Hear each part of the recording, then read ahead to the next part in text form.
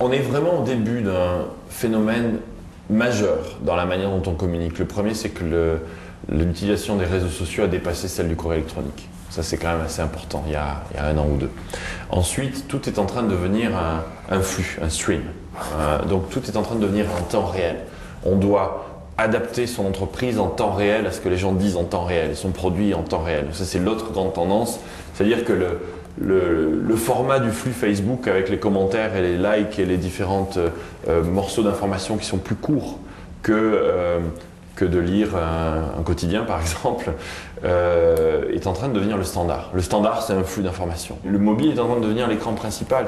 Le web et le desktop vont devenir des écrans secondaires. Et je regarde d'abord donc le flux de mon entreprise, ensuite je regarde Twitter et Facebook, et ensuite seulement mes courriers électroniques.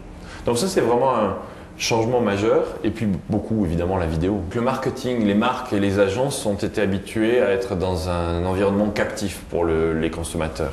C'est-à-dire qu'elles se sont habituées à être dans un modèle où vous regardez un film, où vous regardez le 20h, et avant le 20h, vous pouvez mettre une pub, et entre guillemets, on est un peu obligé de la regarder.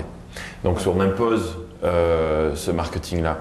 Alors que sur les réseaux sociaux, c'est tout l'inverse. Les gens vont où ils veulent, ils consomment ce qu'ils veulent et on peut assez peu leur imposer. D'ailleurs, c'est pas un hasard si sur Facebook, la publicité est venue très très tard. Il s'agit vraiment en anglais on dit iterate, donc vraiment de construire, d'écouter, de créer une communauté autour de ça, de lancer le produit.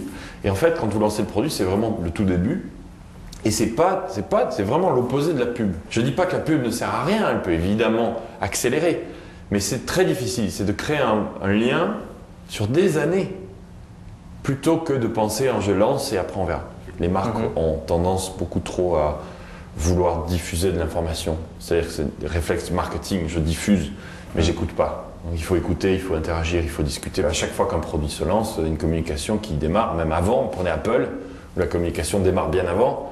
Que le produit se lance, regardez toutes les rumeurs sur le nouvel iPad ou le nouvel iPhone, ça n'arrête pas. Comment ça se crée ça? C'est parce que vous avez une marque, là, Apple, qui a une communauté autour d'elle qui est absolument incroyable. Donc les gens parlent entre eux et puis ensuite consomment de l'information là où ils veulent. C'est-à-dire que ça n'a jamais été aussi rapidement. Ils sont en contact constant entre eux, ils vivent avec leurs amis. Les marques doivent avoir un rapport qui est à nouveau, long terme, très différent avec les consommateurs parce que c'est beaucoup plus difficile d'avoir leur attention maintenant. Première conséquence. Et la deuxième, c'est le rapport qui se crée avec le produit se fait au travers des amis.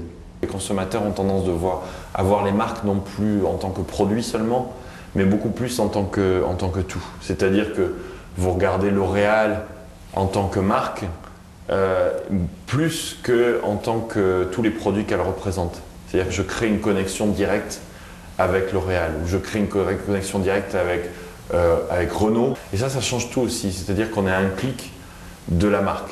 On a envie, le consommateur a envie de se connecter avec la marque.